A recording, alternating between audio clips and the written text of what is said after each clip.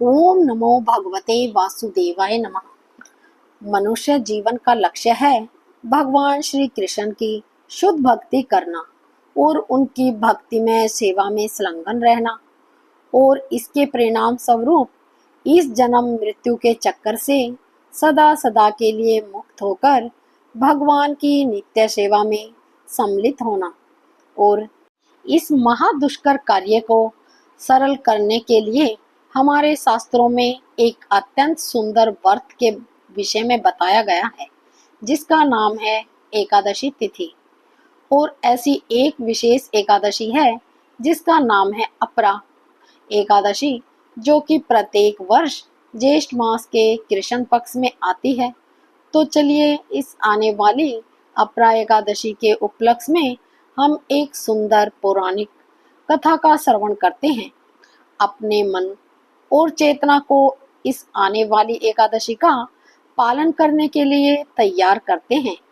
आइए आज की कथा आरंभ करते हैं।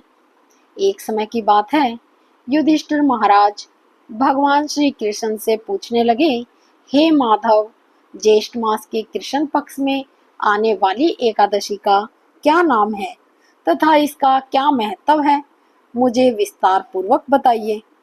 हे युधिष्ठिर, आपने जन कल्याण के लिए बहुत ही उपयोगी प्रश्न पूछा है। ज्येष्ठ मास के कृष्ण पक्ष में आने वाली एकादशी का नाम अपरा एकादशी है। यह एकादशी प्रेत योनि में गई हुई जीव आत्मा को मुक्ति प्रदान करती है।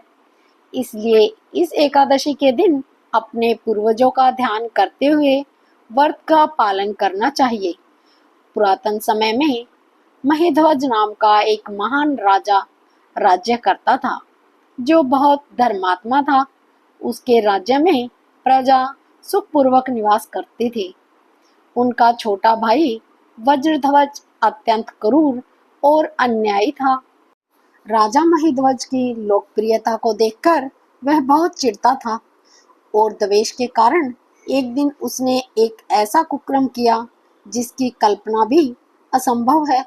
रात्रि के समय वह महल में गया और उसने अपने भाई महीध्वज की हत्या कर दी और उसके शव को बेरहमी से नगर के बाहर एक पीपल के पेड़ के नीचे गाड़ दिया। इस प्रकार राजा महीध्वज की अकाल मृत्यु होने के कारण राजा को प्रेत योनि प्राप्त हुई और उसी पेड़ पर रहते हुए और वहां से आने जाने वाले लोगों को परेशान करने लगा, इधर उधर भटकने लगा। एक समय ईश्वर की इच्छा से महान ऋषि धौम्य उसी पीपल के पास से गुजर रहे थे। तब उन्हें उस प्रेत के होने का आभास हुआ। अपने तपोबल से उन्होंने उस प्रेत को देखा और यह भी जान लिया कि उसकी यह दुर्दशा कैसे हुई थी। उदार मन वाले ऋषि ने प्रेत की योनि में रहने वाले राजा को पेड़ से नीचे उतारा और उन्हें परलोक विद्या का दान दिया। करुणा से वशीभूत होकर ऋषि ने राजा को प्रेत योनि से मुक्ति प्रदान करने हेतु अपरा एकादशी का अनुष्ठान किया और उन्होंने एकादशी का पुण्य फल राजा को अर्पित कर दिया।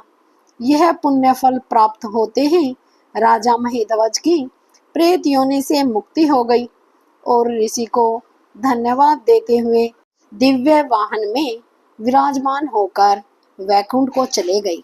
कथा को समाप्त करते हुए भगवान श्री कृष्ण कहते हैं, हे युधिष्ठिर, जो भी व्यक्ति अपरा एकादशी का श्रद्धा और निष्ठा पूर्वक पालन करता है वह असीमित पुण्य संचित करता है।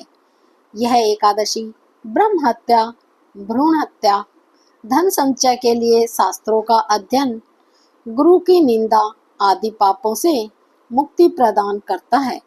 शास्त्रों में मनुष्य जीवन में करने योग्य कुछ पुण्य कर्म बताए गए हैं, जैसे कि कार्तिक मास में पुष्कर में स्नान करना, काशी में महाशिवरात्रि का पालन करना, गया जी में पिंड दान करना, पुष्कर में स्नान करना, माघ मास में प्रयाग में स्नान करना, स्वर्ण का दान करना, भूमि दान देना आदि।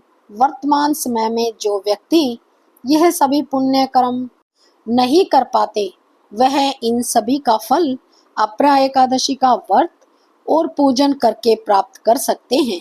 व्यक्ति को अपरा एकादशी के व्रत का पालन पूरी निष्ठा पूर्वक करना चाहिए। जय श्री हरि विष्णु।